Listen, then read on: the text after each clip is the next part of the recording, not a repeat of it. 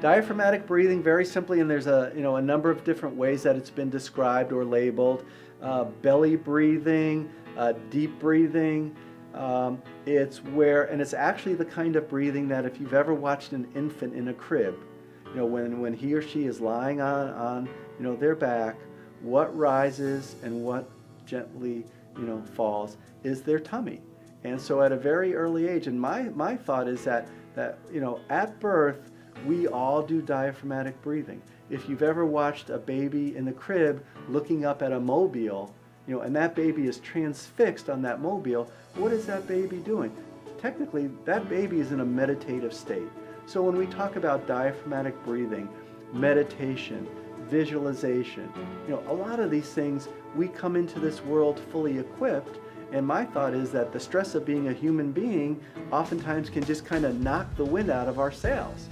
So getting back to diaphragmatic breathing, it really is a technique where we begin our breath with the lower part of our lungs. So the diaphragm is that band of muscle between the lungs and over the stomach.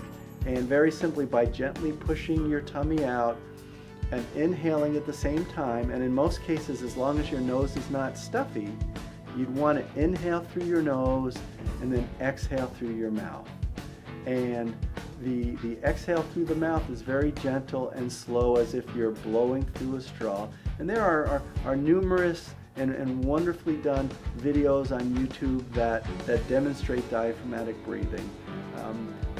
One of the reasons why diaphragmatic breathing is so essential to what I do as a pain psychologist is because it's one of the most effective ways to help reduce stress and actually promote the strengthening of that part of our nervous system that's responsible for composure and a sense of balance, as opposed to what chronic pain can do to our nervous system is put it in a consistent state of what we call fight or flight overreactivity, which is just another term for being in the stressed out state.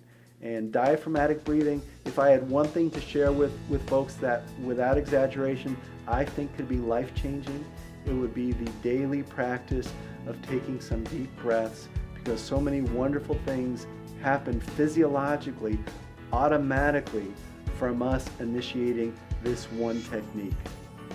And not only does it help us feel good while we're doing it, but the other wonderful benefit is that it actually begins to change the tone of our nervous system and help effectuate the shift from being more stress-prone or stress-laden to being more composed. And what's great about that is that there's never going to be a shortage of stressors out there in the world. So to be able to respond to those stressors in a more composed or resilient manner is going to help us then in terms of the impact of that stress upon us, how we carry stress, and oftentimes how it affects us not only in the short run but in the long run, and not only psychologically but also physically. We know that stress is a major culprit in terms of aggravating or in some cases instigating medical conditions. If you would like to set up an appointment, please call me at the number below.